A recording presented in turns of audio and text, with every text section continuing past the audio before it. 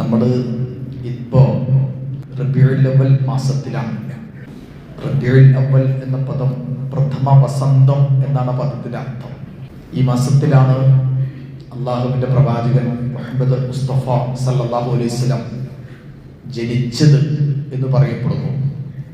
അങ്ങനെ പറയാൻ കാരണം പ്രവാചകന്റെ ജനനവുമായി ബന്ധപ്പെട്ട കാര്യത്തിൽ പണ്ഡിതന്മാർക്കിടയിൽ അഭിപ്രായ വ്യത്യാസമുണ്ട്. റബീഉൽ അവ്വൽ മാസത്തിലാണ് എന്നത് ഒരു പ്രബലമായ അഭിപ്രായമാണ്. റബീഉൽ അവ്വൽ 12-നാണ് എന്നത് അതും ഒരു പ്രബലമായ അഭിപ്രായമാണ്. റബീഉൽ അവ്വൽ 9-ആണ്, 8-ആണ്, അങ്ങനെ തുടങ്ങി വേറെയും പല അഭിപ്രായങ്ങളും അള്ളാഹുവിൻ്റെ പ്രവാചകൻ മുഹമ്മദ് മുസ്തഫ സല്ലല്ലാഹു അലൈഹി വസല്ലമയുടെ ജന്മവുമായി ബന്ധപ്പെട്ട് പണ്ഡിതന്മാർക്കിടയിലുണ്ട്. പക്ഷെ റബീഉൽ അവ്വൽ മാസത്തിൽ വേറെ 2 ചരിത്രം കൂടി സംഭവിച്ചിട്ടുണ്ട്. അതിലൊന്ന്, അള്ളാഹുവിൻ്റെ പ്രവാചകൻ മുഹമ്മദ് മുസ്തഫ സല്ലല്ലാഹു അലൈഹി വസല്ലം മരണപ്പെട്ടത്, വഫാത്തായത് അത് റബീഉൽ അവ്വൽ 12 തിങ്കളാഴ്ചയാണ്. അത് വളരെ കൃത്യമാണ്, അത് വ്യക്തമാണ്. ഹിജറ 10-ാം വർഷം പ്രവാചകൻ സല്ലല്ലാഹു അലൈഹി വസല്ലം ഹജ്ജൊക്കെ നിർവഹിച്ച് തിരിച്ച് മക്കയിൽ നിന്നും മദീനയിലേക്ക് എത്തി. ദുൽഹിജ്ജ് മാസം ഏറെക്കുറെ കഴിഞ്ഞ് സഫർ മാസമൊക്കെ സന്ദർഭത്തിലാണ് പ്രവാചകൻ മക്കയിൽ നിന്ന് മദീനയിലേക്ക് വരുന്നത്. പിന്നെ മദീനയിൽ വന്ന് പ്രവാചകന് ഒരു തലവേദനയും ഒരു പനിയൊക്കെ ഉണ്ടായി. ഒരു പനിയും ഒരു തലവേദനയൊക്കെ ഉണ്ടായി. ശരിക്കും തലവേദന പനിയും ഇങ്ങനെ നീണ്ടു പോയി. അതാ പ്രവാചകന്റെ മരണത്തിലെത്തുക ചെയ്തത്. അപ്പം മദീനയിൽ തിരിച്ചു വന്ന് ഹജ്ജ് കഴിഞ്ഞ് തിരിച്ചു വന്നിട്ട് പ്രവാചകന് പിന്നെ അധികകാലം മദീനയിൽ ജീവിക്കാൻ കഴിഞ്ഞില്ല. ആ പ്രവാചകൻ മരണം നടന്നത് റബീഉൽ അവ്വൽ 12 തിങ്കളാഴ്ച രാവിലെ ഒരു 9:10 മണിക്ക് ഇടയിലാണ്. ളുഹയുടെ നമസ്കാരത്തിന്റെ സമയത്തിലാണ് പ്രവാചകന്റെ മരണം നടക്കുന്നത്. മരണവുമായി ബന്ധപ്പെട്ട് ധാരാളം ഹദീസുകൾ ഖുർആനിൽ നേർക്ക് നേരെ മരണവുമായി ബന്ധപ്പെട്ട പരാമർശമില്ല. ഹദീസിലുണ്ട്. ഹദീസ് ഗ്രന്ഥങ്ങളിൽ റബീഉൽ അവ്വൽ 7 ബുധനാഴ്ച മുതൽ റബീഉൽ അവ്വൽ 7 ബുധൻ, റബീഉൽ അവ്വൽ 8 വ്യാഴം, റബീഉൽ അവ്വൽ 9 വെള്ളി, റബീഉൽ അവ്വൽ 10 ശനി, റബീഉൽ അവ്വൽ 12 ഞായർ, അല്ല 7 മുതൽ ബുധനാഴ്ച തൊട്ട് പിന്നെ 12-ാം തീയതി തിങ്കളാഴ്ച വരെ ഈ 5 ദിവസങ്ങളിൽ പ്രവാചകൻ പറഞ്ഞ വാക്കുകൾ, സംസാരങ്ങളൊക്കെ ഹദീസിന്റെ ഗ്രന്ഥങ്ങൾ വളരെ വിശദമായിട്ടുണ്ട്. അത് വളരെ പ്രസക്തമാണ്. കാരണം ഇപ്പൊ നമ്മുടെയൊക്കെ ജീവിതത്തിൽ ഏറ്റവും പ്രധാനപ്പെട്ടത്, ഇപ്പൊ നമ്മുടെ വാപ്പ മരിച്ചു, ഉമ്മ മരിച്ചു എന്ന് പറഞ്ഞാൽ പലർക്കും വാപ്പ മരിച്ചത് നമുക്ക് എല്ലാവർക്കും ഓർമ്മ ഉണ്ടാവും, ഉമ്മ മരിച്ചു നമുക്ക് എല്ലാവർക്കും ഉണ്ടാവും. ഉമ്മയുടെ മരണമാണ്, വാപ്പയുടെ മരണമാണ് നമ്മുടെ മനസ്സുകളിലുള്ളത്.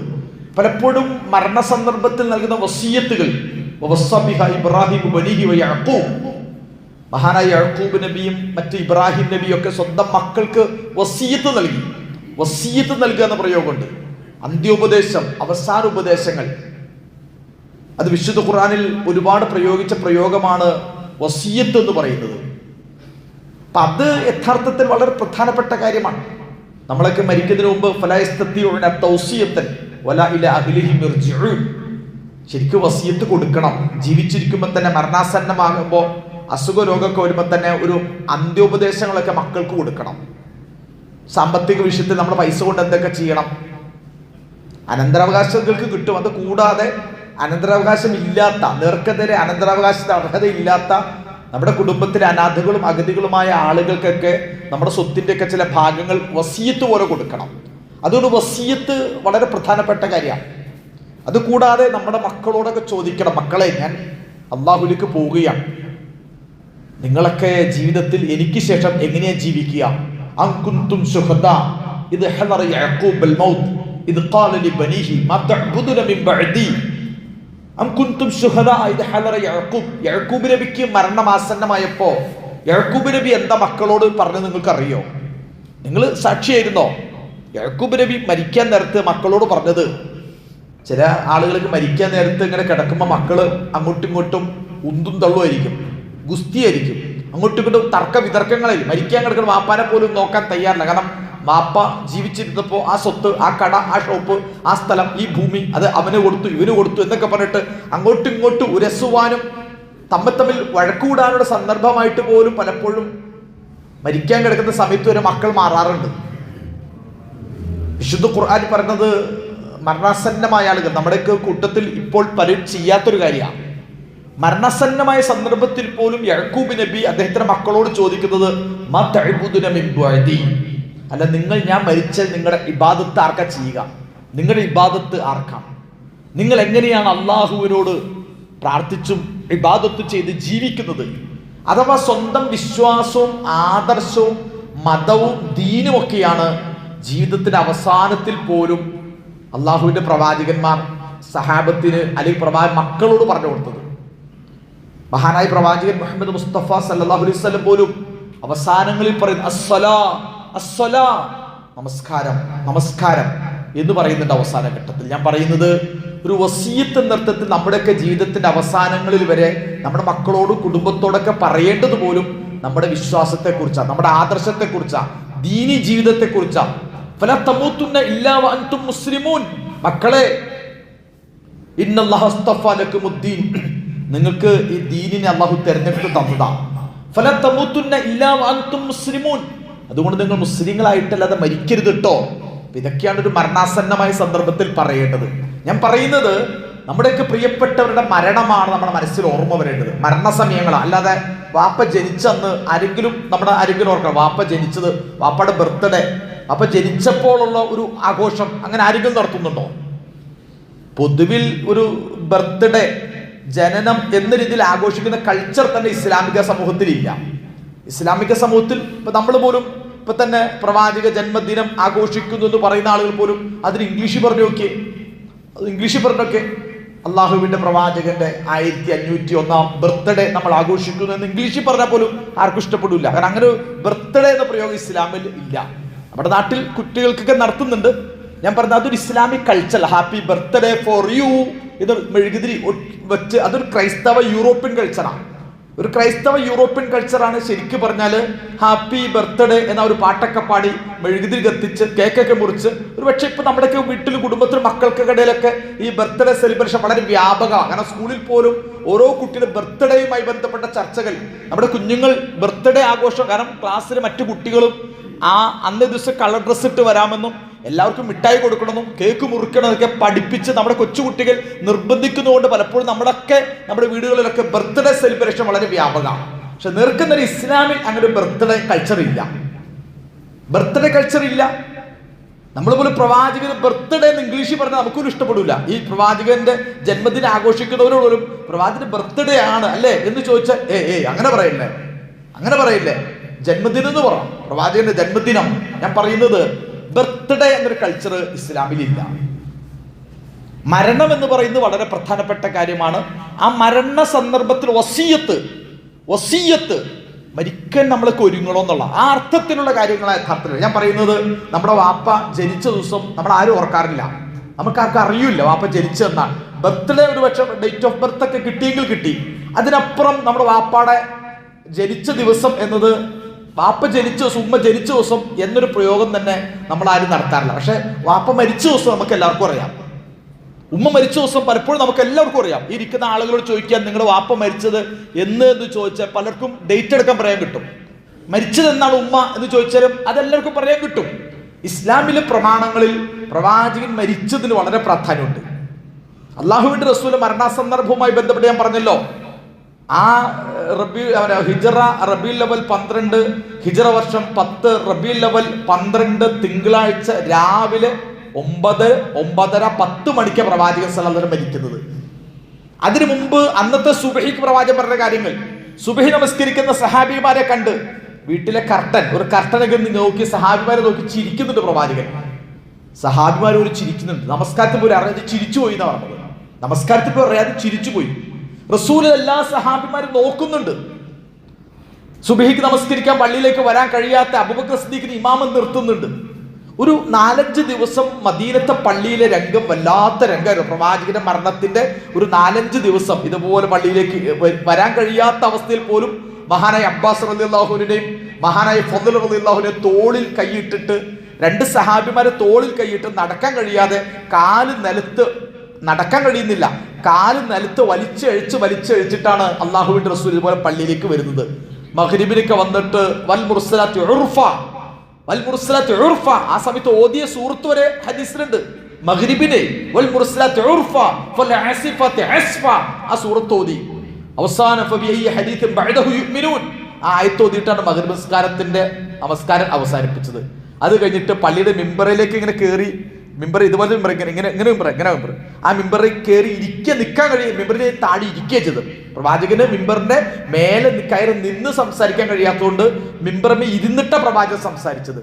അപ്പൊ പ്രവാചകന്റെ ജീവിതത്തിന്റെ അന്ത്യ നിമിഷങ്ങൾ, അവസാന നിമിഷങ്ങൾ ഒരുപാട് വസിയത്തുകൾ, ഒരുപാട് ഉപദേശങ്ങൾ നൽകുന്നുണ്ട് കേട്ടോ. ശരിക്കും നിങ്ങൾ മനസ്സിലാക്കണം, പ്രവാചകൻ സല്ലല്ലാഹു അലൈഹി വസല്ലം അന്ത്യോപദേശങ്ങൾ മുസ്ലിം സമുദായം പഠിക്കണം. അത് പഠിക്കാൻ മുസ്ലിം സമുദായം തയ്യാറാവണം. വഫാത്തുൻ നബി, വസിയ്യത്തുൻ നബി, നബിയുടെ മരണം, നബിയുടെ വസിയ്യത്ത്, നബിയുടെ അന്ത്യോപദേശങ്ങൾ, അതൊന്ന് കേട്ടാൽ തന്നെ നമ്മുടെ സമുദായം ശരിക്ക് തരിച്ചു പോകും. അവർ ചെയ്യുന്നതും പ്രവർത്തിക്കുന്നതും എത്രത്തോളം. ശരിക്കും പ്രവാചകൻ മരിക്കാൻ നേരത്ത് പോലും ഒരു പ്രയോഗമുണ്ട്, ലഅ്നത്തുല്ലാഹി അലൽ യഹൂദി വൻ നസ്സാറ, ലഅ്നത്തുല്ലാഹി അലൽ യഹൂദി വൻ നസ്സാറ. യഹൂദികൾക്കും ക്രിസ്ത്യാനികൾക്കും അല്ലാഹുവിന്റെ ശാപമുണ്ടായിട്ടുണ്ട്. ഇത്തഖദു ഖുബൂർ അംബിയാഇഹിം മസാജിദ, അവരവരുടെ പ്രവാചകന്മാരെ ഖബറിടങ്ങളെ ഒരുതരം ആരാധനാലയമായി മസ്ജിദുകളാക്കി. അമ്പിയാക്കന്മാരുടെ ഖബറുകളെ മസ്ജിദുകളാക്കി. അതുകൊണ്ട് ഫലാ തജിഅൽ ഖബ്രി വസന യുഅബദ്, അല്ലാഹുവേ എൻ്റെ ഖബറിനെ ഒരു ആരാധിക്കുന്ന ബിംബമാക്കരുത്, എൻ്റെ ഖബർ ആരാധിക്കപ്പെടരുത്. ആലോചിച്ചു നോക്കാം, എത്ര കൃത്യമായ വാക്കുകളെ പ്രവാചകൻ മരിക്കാൻ നേരത്ത് പോലും പ്രവാചകൻ പറയണമെങ്കിൽ പ്രവാചകൻ അറിയാലോ ഈ ഉമ്മത്തിന്, ഇതിനു മുമ്പുള്ള ഉമ്മത്തിനൊക്കെ വഴി പിഴച്ചൊരു മേഖലയാണ് ഈ ഖബർ എന്ന് പറയുന്നത്. മഹാന്മാരുടെ ഖബറുകൾ, പ്രവാചകന്മാരുടെ ഖബറുകൾ കെട്ടിപ്പൊക്കുക എന്നത്, ഖബറുകളിൽ വന്ന് ആരാധന നടത്തുക എന്നത്, ഖബറുകളിൽ സുജൂദ് ചെയ്യുക എന്നുള്ളത്, ഖബർ ബേസ് ചെയ്തിട്ടുള്ള ആചാരങ്ങൾ നടക്കുക എന്നത് എല്ലാ കാലഘട്ടങ്ങളിലും വഴി പിഴച്ചൊരു മേഖലയാണ്. പ്രവാചകൻ മദീനയിൽ വന്നപ്പോൾ തന്നെ ഖബർ സിയാർത്ത് പോലും വേണ്ടെന്ന് ആദ്യം പറഞ്ഞത്. ഖബർ സിയാർത്ത് പോലും ചെയ്യേണ്ട. കാരണം എന്താ, പലപ്പോഴും ഖബറിന് അനാചാരങ്ങളും ബിദ്അത്തൊക്കെ ഉണ്ടാകാൻ സാധ്യതയുണ്ട്. കുൻതു നഹൈതുകും അൻ സിയാറത്തുൽ ഖുബൂർ ഫസൂറുഹാ ഫഇന്നഹാ തുദക്കിറുകുമുൽ മൗത്ത് ഫഇന്നഹാ തുദക്കിറുകുമുൽ ആഖിറ. ആദ്യം നിങ്ങൾക്ക് ഞാൻ ഖബർ സിയാറത്തിനെ വേണ്ടാതാ പഠിപ്പിച്ചത്. കുൻതു നഹൈതുകും അൻ സിയാറത്തുൽ ഖുബൂർ, ആദ്യം ഞാൻ നിങ്ങൾക്ക് ഖബർ സിയാറത്ത് ചെയ്യേണ്ടതാ പറഞ്ഞത്. കാരണം എന്താ, ഖബർ സിയാറത്ത് തൗഹീദ് അറിയാത്ത ആളുകൾ, കൃത്യമായി തൗഹീദ് മനസ്സിലില്ലാത്തവർ ഖബറിലേക്ക് പോയാൽ പല ഖുറാഫത്തും പല ശിർക്കും ബിദ്അത്തും ഉണ്ടാകും. അത് യഹൂദികൾക്കും ക്രിസ്ത്യാനികൾക്കും ഉണ്ടായിട്ടുണ്ട്. അവർക്ക് ഖബർ കല്ലറകളായി മാറിയിട്ടുണ്ട്.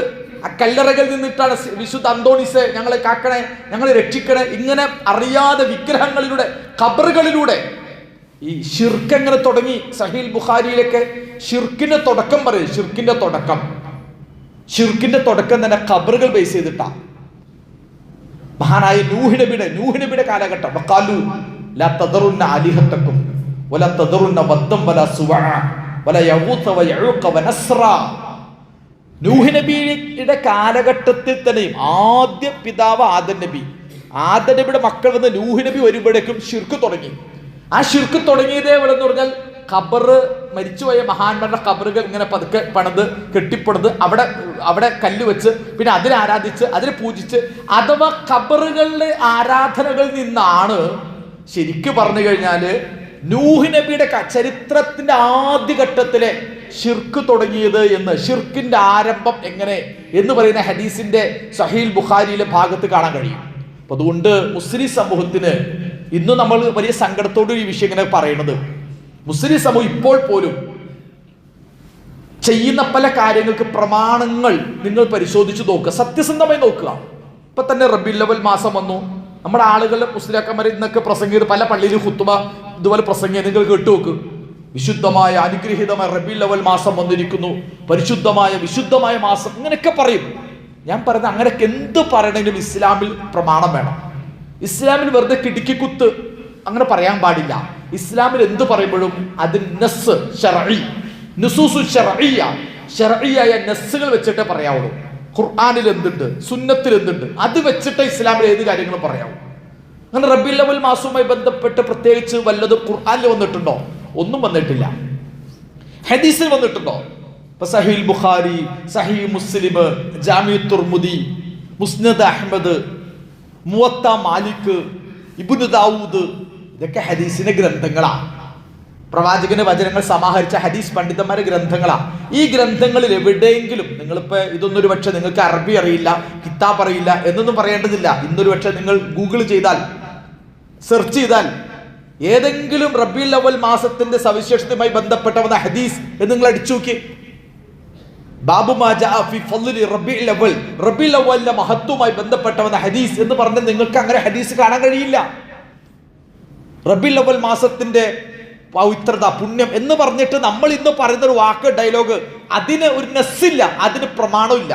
പ്രമാണം വേണം. ഇസ്ലാമിന്റെ പ്രത്യേകത, ഹിന്ദു മതത്തിന്, ക്രിസ്തു മതത്തിന്, ജൂതമതത്തിനും ഇസ്ലാം എന്നുള്ള വ്യത്യാസം എന്താന്ന് പറഞ്ഞാൽ ആ മതങ്ങൾക്ക് പ്രമാണങ്ങളില്ല.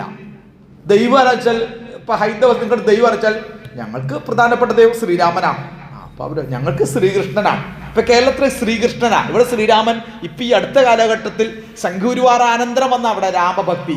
ശരിക്കും ശ്രീകൃഷ്ണ ഇവിടുത്തെ ദൈവം. അപ്പൊ ഇവിടുത്തെ ദൈവം ശ്രീകൃഷ്ണനാവുക, അപ്പുറത്തെ ശ്രീരാമനാവുക. അല്ലെ വേറെ ചില ദൈവങ്ങൾക്ക് വേറെ ചില, ശിവനാണ് പ്രധാനപ്പെട്ടത്, ശിവക്ഷേത്രം, ശിവൻ. ഇങ്ങനെ ദൈവം ഏതാന്ന് ചോദിച്ചാൽ കൃത്യമായ നിലപാടില്ല. കാരണം അത് പറയുന്നത് ഏതെങ്കിലും വേദത്തിൽ പറയണ്ടേ. ഏതാ വേദം? നിങ്ങളുടെ പ്രധാന വേദം ഏതാ? നിങ്ങളുടെ പ്രധാനപ്പെട്ട വേദം ഏതെന്ന് ചോദിച്ചാൽ അത് ശ്രുതികളുണ്ട്, സ്മൃതികളുണ്ട്, രാമായണമുണ്ട്. രാമായണം നിങ്ങളുടെ വേദഗ്രന്ഥമാണോ?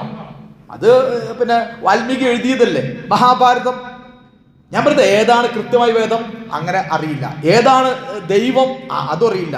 ദൈവം ഒന്നാണോ, ദൈവം മൂന്നാണോ, സൃഷ്ടി സ്ഥിതി സംഹാരം, പറഞ്ഞ് സൃഷ്ടിച്ചതും സംഹരിക്കുന്നതും എവിടെ, ഏത് വേദഗ്രന്ഥത്തിലുള്ള ഏത് കാര്യം ചോദിച്ചാലും കൃത്യമായ രേഖകളോ പ്രമാണങ്ങളോ ഹൈന്ദവ അങ്ങനെ ഇല്ല മതത്തിന്. അതാ മതത്തിന്റെ പരിമിതിയാണ്. അതുകൊണ്ട് ആ മതത്തിൽ നിങ്ങൾക്ക് എല്ലാം കാണാൻ കഴിയും. ഇതേ ദൗർബല്യം യഹൂദി ക്രൈസ്തവർക്ക് സംഭവിച്ചിട്ടുണ്ട്. അവരുടെ യേശു, ബൈബിൾ എടുത്താൽ, ബൈബിൾ എന്ന് പറഞ്ഞത് ഇന്നത്തെ ക്രിസ്ത്യാനികളുടെ ബൈബിൾ, ഇത് ദൈവികമാണോ എന്ന് ചോദിച്ചാൽ ദൈവികം എന്ന് പറയാൻ കഴിയില്ല. കാരണം എന്താ? യേശുവിന്റെ സുവിശേഷം എന്ന പേരിൽ മത്തായിയും മർക്കോസും ലൂക്കോസും യോഹന്നാനൊക്കെ പറഞ്ഞിട്ടുള്ള, അവരുദ്ധരിച്ചിട്ടുള്ള കാര്യങ്ങളാണ് ഇന്നത്തെ ഇഞ്ചീൽ എന്ന പേരിൽ, ഇന്നത്തെ ന്യൂ ടെസ്റ്റ്മെന്റ് എന്ന് പറയുന്നത്. ഓൾഡ് ടെസ്റ്റ്മെന്റ് എന്ന് പറഞ്ഞാൽ പോലെ തൗറാത്താണോ? തൗറാത്താണ് മൂസാ നബിക്ക് മൂസാ നബി മരിച്ച ശേഷമുള്ള കാര്യം അടക്കം. അദ്ദേഹം മരിച്ചത് ഇത്രാമത്തെ വയസ്സിലാണെന്നും അദ്ദേഹം മറമാടിയ സ്ഥലം ഇന്നതാണെന്ന് ഉൾപ്പെടെ മരണാനന്തര മൂസാ നബി കിട്ടിയ തൗറാത്തേക്ക് മൂസാ നബി മരിച്ച ശേഷം വർത്താനം ഉണ്ടാവുന്നത്. ഉൽപ്പത്തി പുസ്തകം, സംഖ്യാപുസ്തകം, ലേവ്യ പുസ്തകം, ആവർത്തന പുസ്തകം എന്നൊക്കെ പറയുന്ന ആ പുസ്തകം മൂസാ നബി കിട്ടിയ തൗറാത്തല്ല. തൗറാത്തിന് ചില ഭാഗങ്ങളുണ്ട്, അല്ലാത്തതും കുറെ ഉണ്ട്. ഇന്നത്തെ ഇഞ്ചീൽ എന്ന് പറയുന്നത് ഇന്നത്തെ ക്രിസ്ത്യൻ ബൈബിൾ അല്ല. ബൈബിളിൽ യഥാർത്ഥത്തിൽ ഇഞ്ചീലിൽ ചില ഭാഗമുണ്ട്. ഇഞ്ചീലിൽ വന്നു എന്ന് പറഞ്ഞുകൊണ്ട് യോഹന്നാൻ പറഞ്ഞതുണ്ട്. ഒരുപക്ഷെ ഇന്നത്തെ സെന്റ് പോൾ, ആ സെന്റ് പോൾ പറഞ്ഞതും ഒക്കെ ചേർത്ത് വെച്ചുകൊണ്ട് ഞാൻ പറയുന്നത്, ആ മതങ്ങളുടെ പ്രത്യേകത കൃത്യമായ ഒരു പ്രമാണമില്ല. അതുകൊണ്ട് അതിൽ പറയുന്ന പല വചനങ്ങൾക്കും കൃത്യമായ രേഖകളില്ല. ഇസ്ലാമിൽ അങ്ങനെയല്ല. ഇസ്ലാമിൽ നിങ്ങൾ ഉസൂലുൽ ഹദീസ് എന്ന് പറയുന്നത്, ഉലൂമുൽ ഖുർആൻ, ഖുർആനെ പോലെ വളരെ പ്രധാന ഉലൂമുൽ ഖുർആൻ, ഹദീസുകളുടെ ഉസൂലുൽ ഹദീസ്, ഇസ്ലാമിലെ ഫിഖ് പോലും രൂപപ്പെട്ട ഉസൂലുൽ ഫിഖ് ഉൾപ്പെടുന്ന ഇസ്ലാമിന്റെ വിജ്ഞാനീയ ശാഖ പരിശോധിച്ചാൽ നമുക്ക് കൃത്യമായി മനസ്സിലാക്കാൻ കഴിയും. ഇസ്ലാമിലെ ഏത് കാര്യങ്ങളും അത് കൃത്യമായി രേഖകളോട് കാണിക്കണം. ഇസ്ലാമിൽ രണ്ടാഘോഷം, അൽ ഈദു ഈദാനി, ഇസ്ലാമിൽ രണ്ടാഘോഷം. സലാസത്തു ഈദ്, മൂന്നാഘോഷം ഉണ്ട് എന്ന് ആരും എവിടെ പറഞ്ഞിട്ടില്ല. ഈദ് മീലാദുൻ നബി എന്നൊരു ആഘോഷം നിങ്ങൾക്ക് ഖുർആനിലില്ല, ഹദീസിലുമില്ല, ഫിഖ്ഹിലുമില്ല. ഫിഖ് ഉണ്ട്, നമ്മുടെയൊക്കെ നാട്ടില് ഫത്ഹുൽ മുഈൻ ഉൾപ്പെടുന്ന ഫിഖ്ഹിന്റെ പുസ്തകമുണ്ട്. അതിൽ പോലും ഈദ് മീലാദുൻ നബി സല്ലല്ലാഹു അലൈഹി വസല്ലം, മീലാദ് എന്ന് പറയുന്ന ഒരു ഈദ് മീലാദിൻ എന്ന് പറയാം. മീലാദ് എന്ന പദം തന്നെ ക്രിസ്തുഅബ്ദ് എന്ന വാക്കിനർത്ഥം, മീലാദ് എന്ന അറബി തന്നെ വാക്കിനർത്ഥം ക്രിസ്തുഅബ്ദ് എന്ന, യേശു ക്രിസ്തുവിന് ജന്മവുമായി ബന്ധപ്പെട്ട മീലാദിയ. ഇപ്പൊ 2026 മീലാദിയ, 1501 ഹിജ്രിയ. 2026 ഓഗസ്റ്റ് മാസം എന്ന് പറയുന്നത് മീലാദ് ക്രിസ്തുഅബ്ദാണ്, യേശു ക്രിസ്തു ജന്മം എന്നതിന്റെ അർത്ഥം തന്നെ. മീലാദ് എന്ന പദം അറബി പറയുന്നതിനെ ക്രിസ്ത്യാനികളുടെ ക്രിസ്തുമസ് കണ്ടിട്ടാണ് ഇറാഖിന്റെ മണ്ണിൽ തന്നെ ഈ നബിദിനം തുടങ്ങിയത് തന്നെ. നബിദിനം എന്ന ഇന്ന് ഈ ആചാരം തുടങ്ങിയത് ഖുർആനിലോ ഹദീസിലോ പ്രവാചകന്റെ കാലഘട്ടത്തിലൊന്നുമില്ല. ഒറ്റ വാക്കിൽ ലളിതമായി ചിന്തിച്ചാൽ മതി. അള്ളാഹുവിന്റെ റസൂൽ മുഹമ്മദ് മുസ്തഫ സല്ലല്ലാഹു അലൈഹി വസല്ലമ 40-ാമത്തെ വയസ്സിൽ പ്രവാചകനായി. 40-ാമത്തെ വയസ്സിൽ 63-ാമത്തെ വയസ്സിൽ റസൂൽ മരിക്കുന്നുണ്ട്. ഈ 22 വർഷം, 22 കൊല്ലം റസൂൽ ജീവിച്ചത്. ഈ റബീഉൽ അവ്വൽ മാസത്തിൽ റസൂൽ എന്താ ചെയ്തത്? അള്ളാഹുവിന്റെ പ്രവാചകൻ 40-ാമത്തെ നബിയായി. ഇതുവരെ മുഹമ്മദായിരുന്നു. മുഹമ്മദ് റസൂലുള്ളായിട്ട് 40-ാമത്തെ വയസ്സിലാണ്. അത് റമദാനിലാണ് വഹ്യ് കിട്ടിയത്, റമദാനിലാണ്. ആ റമദാൻ ശേഷം പിന്നീട് നബി മരിക്കണ വരെയുള്ള റബീഉൽ അവൽ മാസം വന്നപ്പോൾ ഈ റബീഉൽ അവൽ മാസത്തിൽ റസൂൽ എന്തെങ്കിലും ചെയ്തിട്ടുണ്ടോ? അങ്ങനെ ചെയ്തു എന്ന് പറഞ്ഞ ഏതെങ്കിലും രേഖ? റസൂൽ ഈ റബീഉൽ അവൽ മാസം ഞാൻ ജനിച്ച ദിവസം എന്ന് പറഞ്ഞിട്ടൊരു വാക്ക്, ചില പ്രയോഗങ്ങൾ. റസൂല് തിങ്കളാഴ്ച നോമ്പെടുക്കൂ, യൗമ ഉലിത്തു ഫിഹി, ഞാൻ ജനിച്ച ദിവസം എന്ന് പറയുന്നുണ്ട്.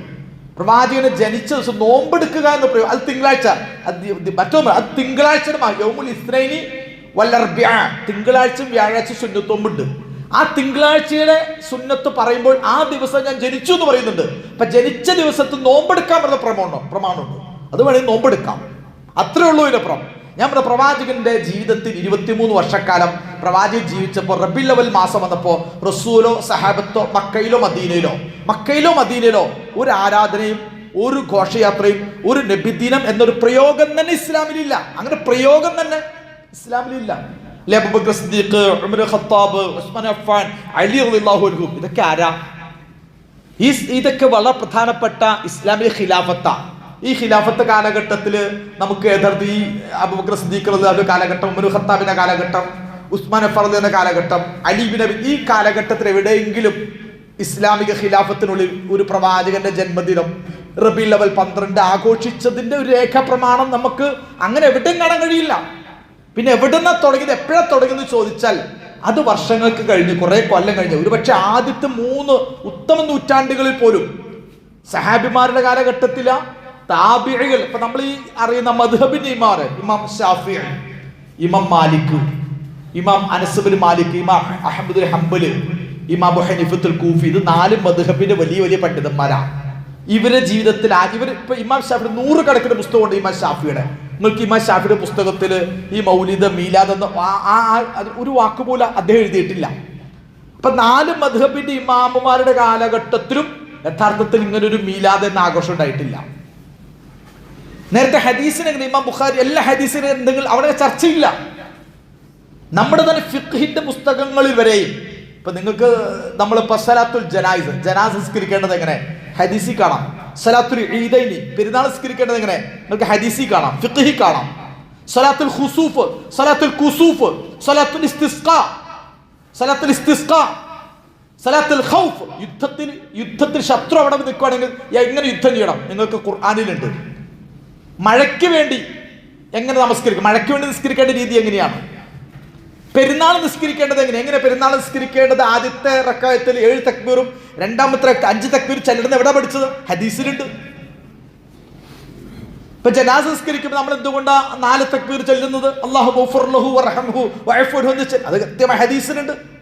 ഞാൻ പറയുന്നത് ഏത് നമസ്കാരങ്ങളും, ഏത് നോമ്പ് അല്ല ഇസ്ലാമിലെ ഏത് അനുഷ്ഠാനങ്ങൾക്ക്, ഇപ്പൊ നമ്മൾ മരണപ്പെട്ട മനുഷ്യന്റെ ജനാസ മരണമാടുമ്പോൾ ചെയ്യുന്നത് തസ്ബീത്ത് ചെല്ലാൻ ഹദീസിലുണ്ട്.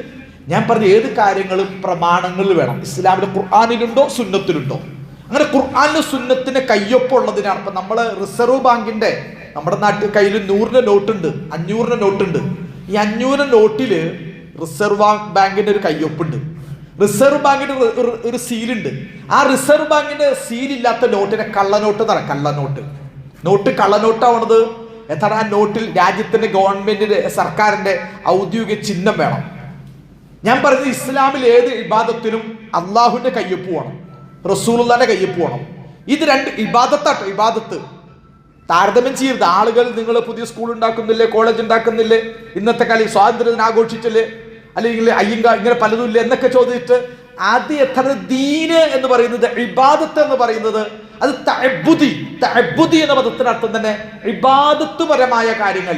അത് കൃത്യമായി ആ വിഷയത്തിൽ അൽ അസ്ലു ഫിൽ ഇബാദത്തി അൽ ഹദ്റുന, ഇബാദത്തിന്റെ വിഷയത്തിൽ മാലൻ തദിൻ നുസൂസ്, ശർഇൽ ഖുർആനിലോ സുന്നത്തിലോ വന്നിട്ടില്ലാത്ത ഇബാദത്ത് ഇസ്ലാമിൽ പാടില്ല.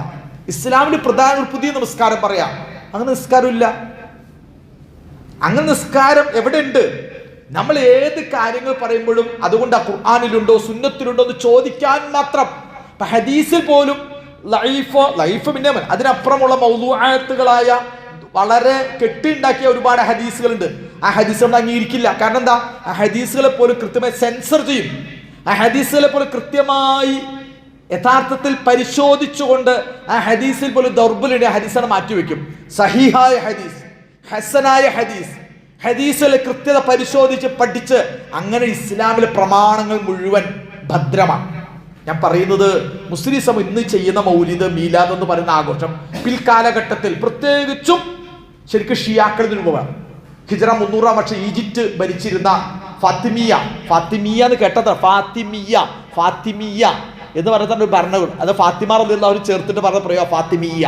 ആ ഈജിപ്റ്റിലെ അബ്ബാസിയ കാലഘട്ടത്തിൽ ഫാത്തിമിയ എന്ന പേരിൽ ഈജിപ്റ്റിലുണ്ടായിരുന്ന ഭരണാധികാരികളുടെ കാലഘട്ടത്തിലാണ് ശരിക്കും ഇത് തുടങ്ങി വെച്ചത്.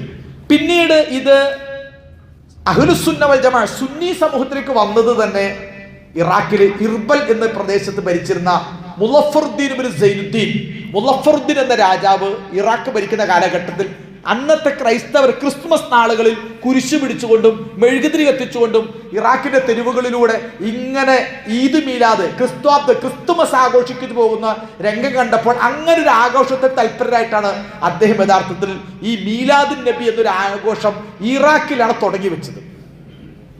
പ്രവാചകന്റെ അന്ന് അദ്ദേഹം അവിടെ ഉണ്ടായ ആ ആഘോഷത്തെ കുറിച്ച് ഹദീസ് ഗ്രന്ഥങ്ങൾ 1,00,000-ഓളം കോഴികളെ അറുത്തു, 1,00,000 കോഴികളെ അറുത്തു, 5,000-ഓളം ആടുകളെ അറുത്തു, 3,00,000 ദീനാറ് 3,00,000 ദീനാറ് ഈ പ്രവാചക ജന്മദിന ആഘോഷങ്ങൾക്ക് വേണ്ടി ചെലവഴിച്ചു എന്നൊക്കെ ചരിത്ര ഗ്രന്ഥത്തിൽ കാണാൻ കഴിയും. എന്ന് പറഞ്ഞാൽ ഇറാഖിൽ പിന്നെ സൂഫികളിലൂടെ അങ്ങനെയാണ് ഈ പറഞ്ഞൊരു ആചാരം, ഒരു അനുഷ്ഠാനം ഇസ്ലാമിക സമൂഹത്തിൽ കടന്നു വന്നത്. അതുകൊണ്ട് ഇസ്ലാമിൽ നമ്മളിങ്ങനെ പറയേണ്ടി വരാൻ കാരണം ഇന്നത്തെ മുസ്ലിം സമൂഹത്തിലെ ഏറ്റവും പ്രധാനപ്പെട്ട ആഘോഷം ചോദിച്ചാൽ നമ്മുടെ സമൂഹത്തിലെ സാധാരണക്കാരായ ഒരു പയ്യൻ മുസ്ലിങ്ങൾ ചോദിക്കുകയാണ്, നിങ്ങളുടെ അഭിപ്രായത്തിൽ മുസ്ലിങ്ങൾക്കിടയിൽ ഏറ്റവും പ്രധാനപ്പെട്ട ആഘോഷം ഏതാന്ന് ഇവിടുത്തെ നോൺ മുസ്ലിം അവർ പറയാം, മുസ്ലിങ്ങൾക്കിടയിൽ ഏറ്റവും പ്രധാനപ്പെട്ട ആഘോഷം അത് നബിദിനാണ്. അവരുടെ പള്ളികൾ അലങ്കരിക്കുന്നു. അതുപോലെ ഒന്ന് ആലോചിക്കുക, പള്ളികൾ ഇങ്ങനെ അലങ്കരിക്കാം. ശരിക്ക് ഈ നമ്മുടെ ചെറിയ പള്ളി, വലിയ പള്ളിയൊക്കെ, അല്ലെങ്കിൽ നമ്മുടെയൊക്കെ നാട്ടിലെ ഈ ക്രിസ്ത്യൻ പള്ളി ക്ഷേത്രങ്ങളിലൊക്കെ അവരുടെ ഉത്സവങ്ങളിൽ കാണുന്ന മാതിരി ഇപ്പൊ നമ്മുടെ പല പള്ളികളിലും പല പ്രദേശങ്ങളിലും നിങ്ങൾ ആ റോട്ടിക്കോടെ ഇമാം നവവി അദ്ദേഹം മജ്മു എന്ന് പറയുന്ന കിതാബുൽ മജ്മുഇല് കൃത്യമായി പറയുന്നുണ്ട് ഈ പള്ളികളും റോഡുകളൊക്കെ അലങ്കരിക്കുക എന്ന് പറയുന്നത്. പള്ളികളും റോഡുകളൊക്കെ അലങ്കരിക്കുക.